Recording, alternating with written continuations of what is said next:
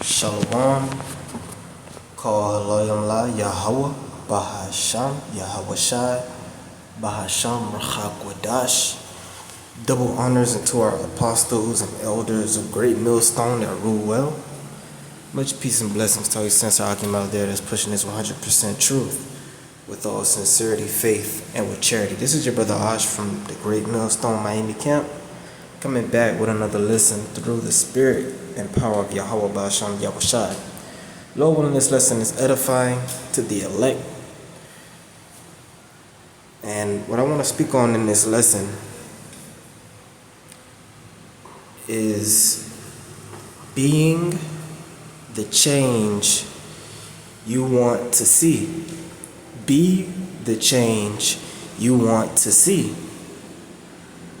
And lead by example.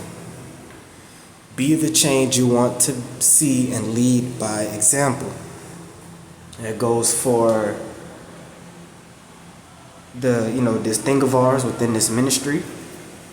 Okay, the brotherhood, first and foremost,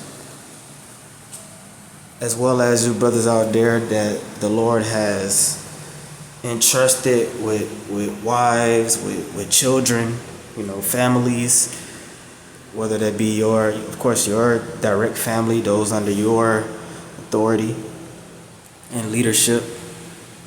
And you may have other people, parents. You may have a couple relatives you still cool with. And of course, different strokes for different folks, because I surely don't. But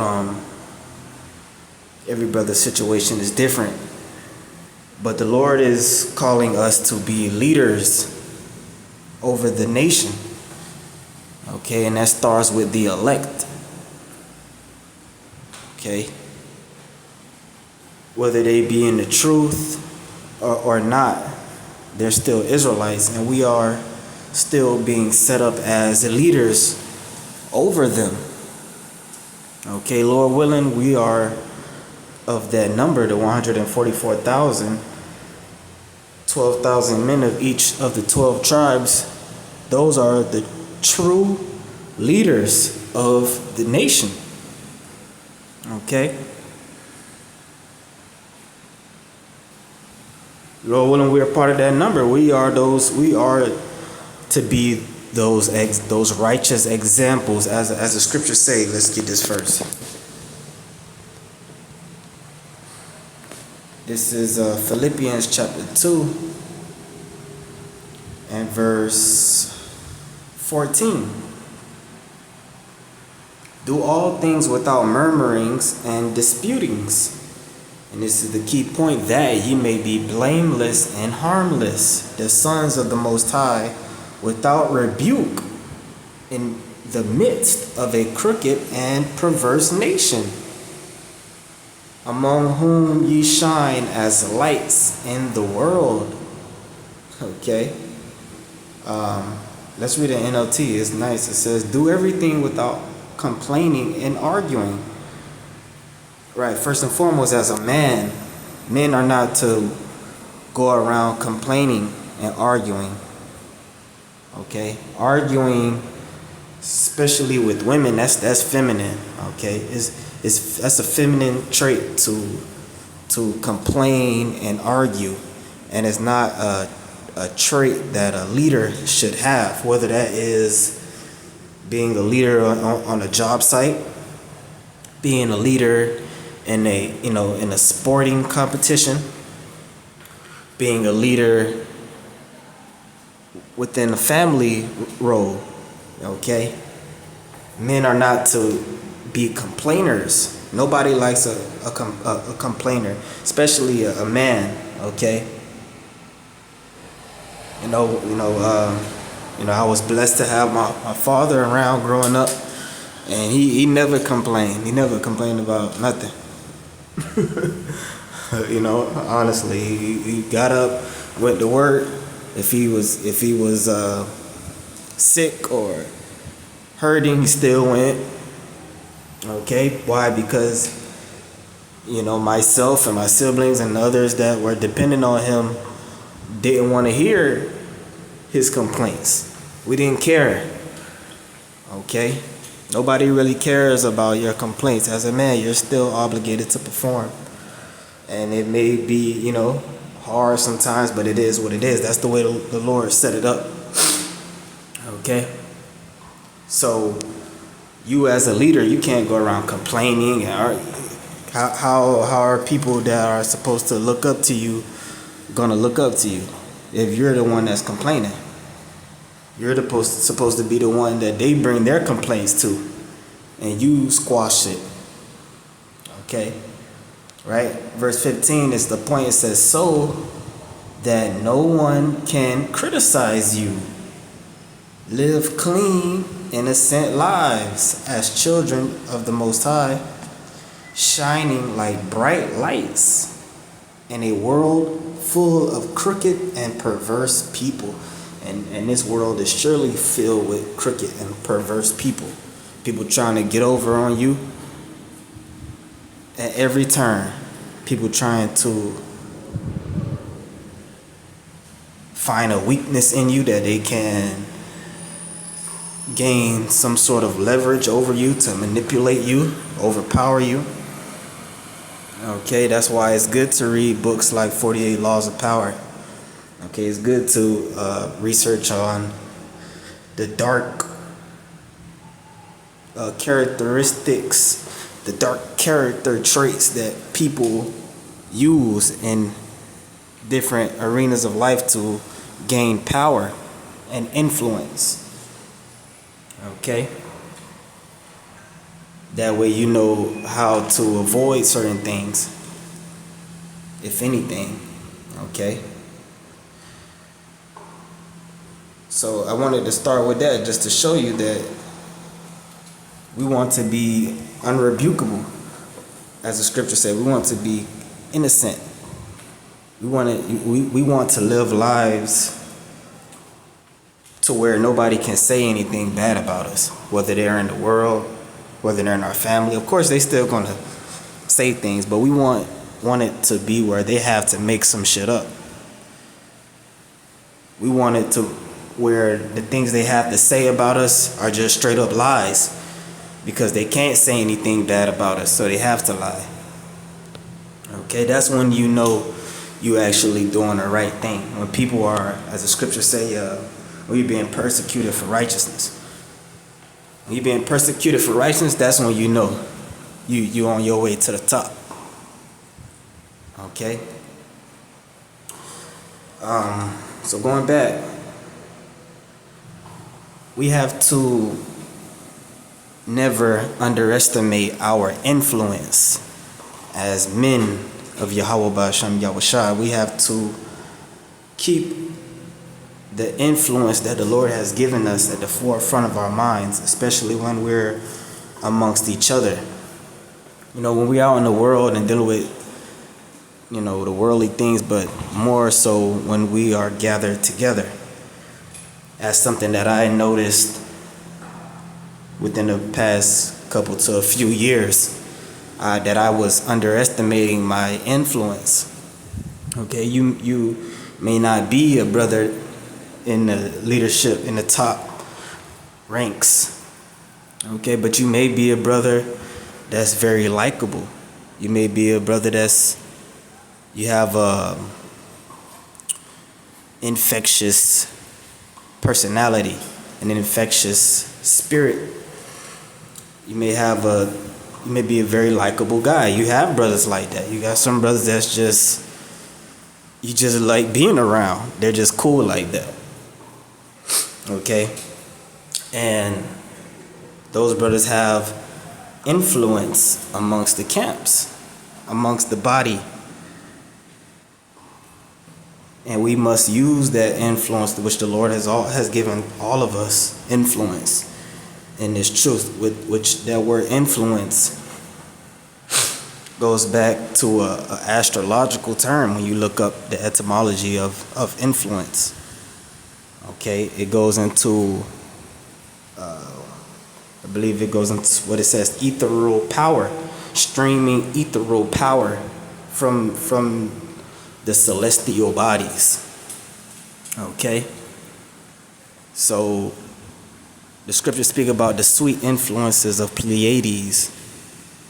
Right? You have different constellations in the heavens that appear at different times of the year, and they do have an effect on people and in turn different events in the earth. Now we don't get all into that science because first it's unnecessary for salvation. We have bigger things to worry about. Secondly, the Lord took that knowledge from us. Okay? So we don't get all deep into that. But at the same time, it is true. It is what it is. Now, we are, as we just read out of Philippians 2, right? It says what? I'm going to read it one more time. The point in 15. What the hell? How did I get here? Philippians 2 and 15, the key point says, shining like bright lights. So when you shine like a bright light, what are the bright lights that the Lord created? The sun, the moon, and the stars, which even the sun and the moon have a influence over people and effects in the earth. That's where you get the term lunatic. Okay? Someone who has epilepsy can be affected by the phases of the moon. Okay, even with a flashlight. That's why people who are prone to epileptic seizures have to stay away from flashing lights, because that can trigger a seizure. Okay, different phases of the moon can trigger a seizure. So light has an influence. Light is very powerful. Down to the light, artificial lights on your phone and on the screens. That can have a big effect on your brain. That's why we have to reduce our tech use as much as possible. Although the Lord gave us technology on the right hand side to learn and to share knowledge, we have to balance that to the best of our ability. So that light shining like bright lights, okay, using the stars as an example, we are the stars on earth. Like you have stars in the heavens that have an influence on people on the earth. We are the stars on earth that have an influence over people. We are the righteous stars, the righteous celebrities, in the same way that you have the stars and celebrities of this world that have been initiated into Esau's Hollywood. Okay, Hollywood, going back to the magic wands, right?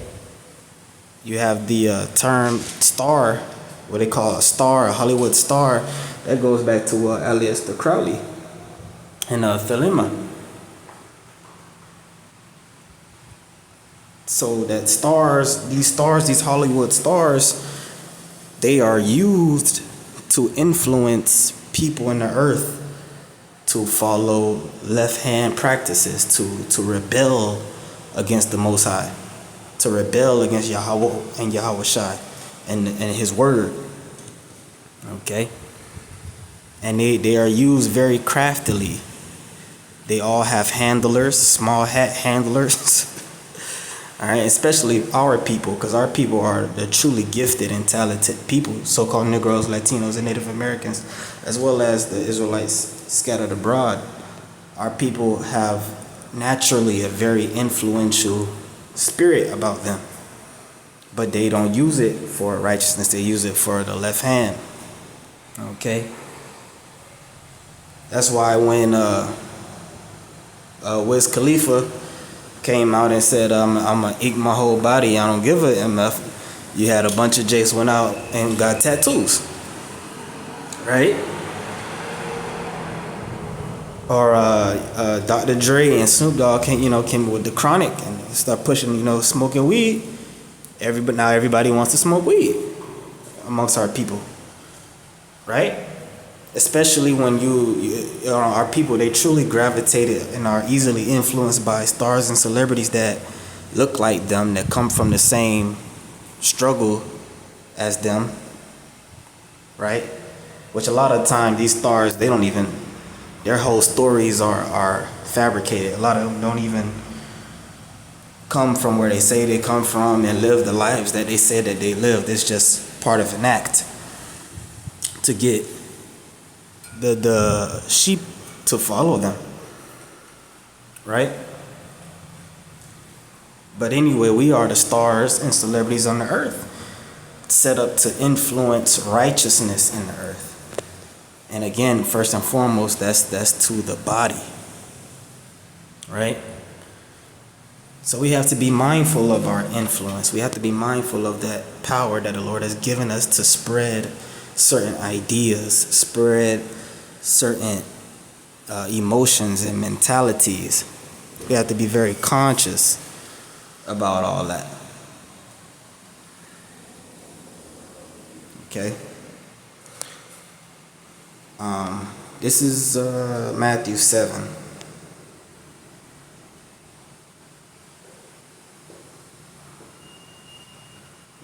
And I'll start at 1 just to get the context. It says, "Judge not, that ye be not judged." Right? And the Christian church will tell you that this means that we are not to judge anybody, that judging people is wrong. Well, you have to continue reading to get the full breakdown, because that's contrary to what the scriptures actually say, because there's other scriptures that say spiritual man judgeth all things, right? Well, verse 2 says, "For with what judgment ye judge, ye shall be judged, and with what measure ye mete, it shall be measured to you again." Okay, NLT says, "For you will be treated as you treat others. The standard you use in judging is the standard by which you will be judged." Which, that's very scary when you really think about it. So that's why the scriptures also say, if you see a brother overtaken in a fault, you which are spiritual, restore one in the spirit of meekness, considering yourself, lest thou also be tempted.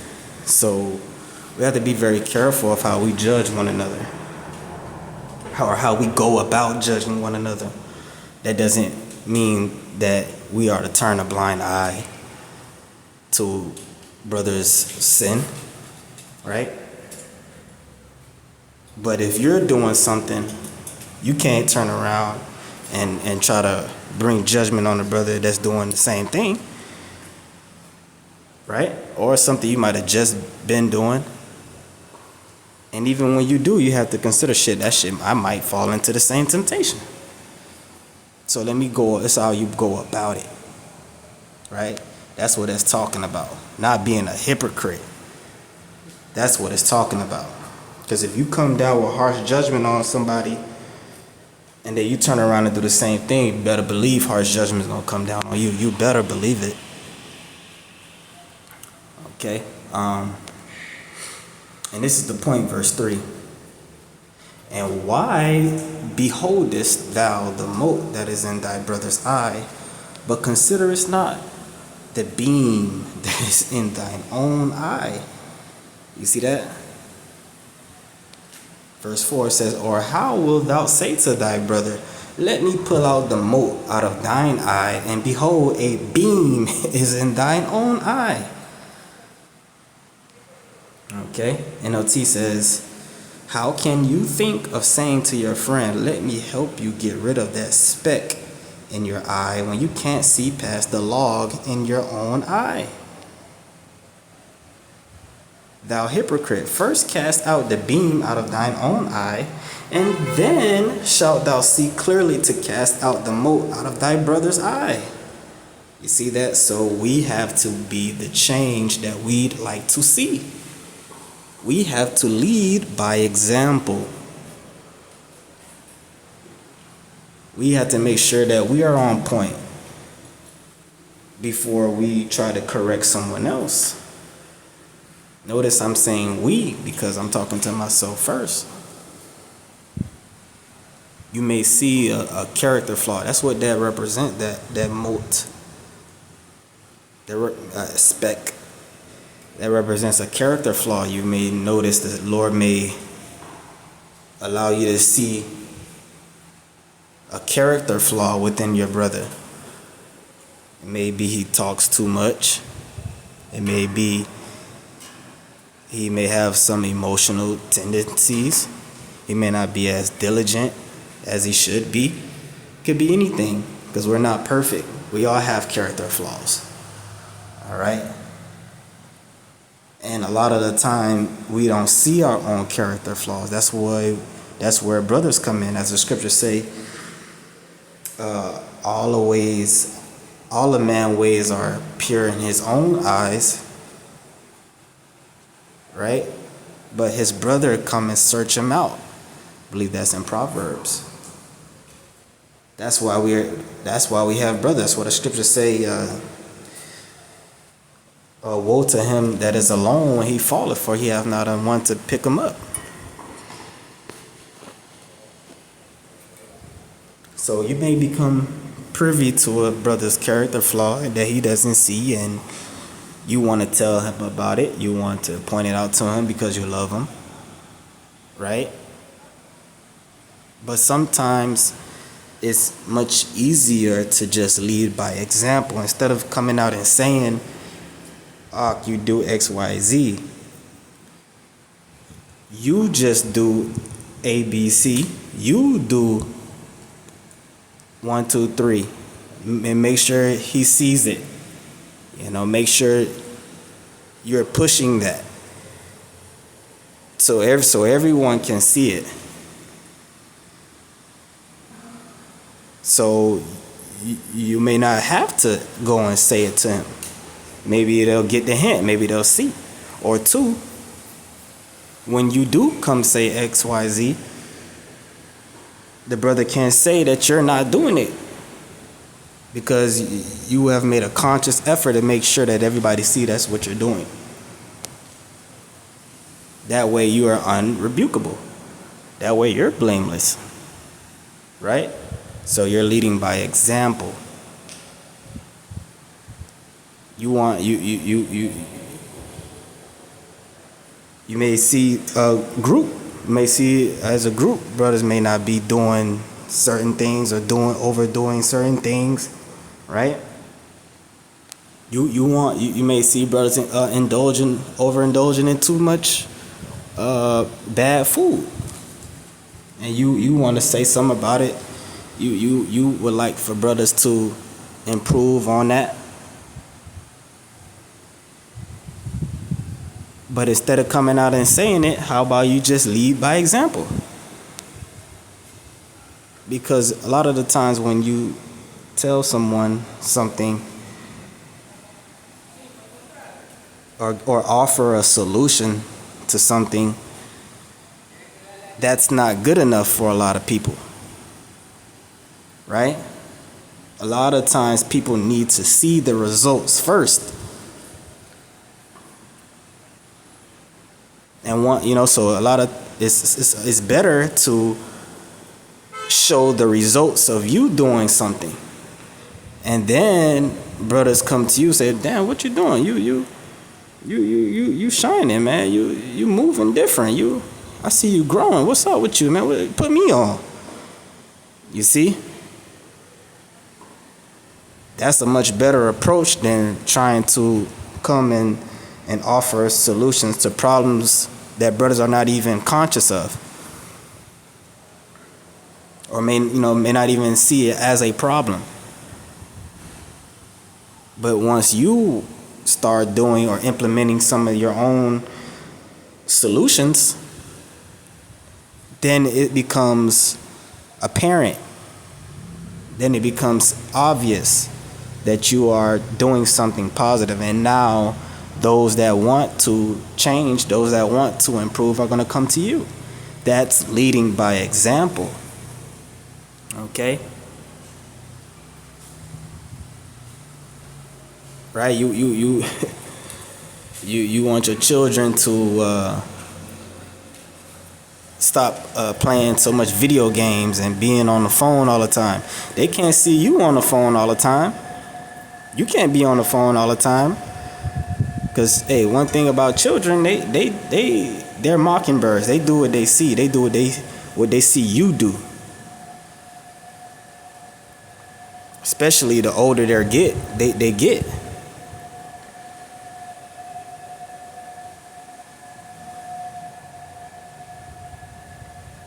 Right? You can't be on the phone all the time and then want to tell them they can't be on watching TV. You doing the same thing. Now you're looking like a hypocrite. And when anyone sees a leader be a hypocrite, you lose respect for that person. Naturally, you're gonna lose respect for that person. Whether you are consciously trying to, it's just natural, right? And if you don't want to see them if you don't want to lose respect for them, you're gonna have to go out of your way. You're gonna have to work extra hard to not lose respect for them. You're gonna, that's just how it is. So being a leader, being in a leadership position, you can't be a hypocrite. And again, this is to all brothers and brothers that's not in leadership positions. Any brother you want to, because the Lord has given all of us influence.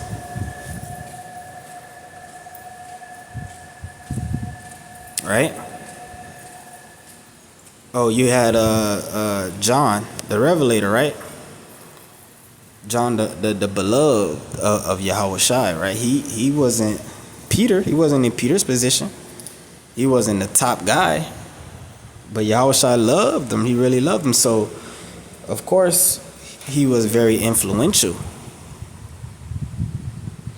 If a brother saw him doing something, they're like, shit, maybe if I do that, Yahweh Shai love me like that.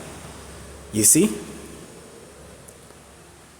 So never underestimate the influence that the Lord has given us as his men. Because when you do certain things, whether you're doing good things or bad things, you're still leading by example. You get what I'm saying? You could do something wrong and brothers think it's okay, or people under your, guidance and influence think it's okay and they do it. Or you may see something that you want changed for better. You have to perform. You have to lead by example if you want those things to change. You have to be the change that you want to see. Okay, so that's pretty much it. That's all I really wanted to say. Lord willing, it was edifying. With that, I'm going to give all praise, honor, and glory unto Yahweh Ba'ashem Yahushai. Ba'ashem Rachakwadash. Until the next one, shalom.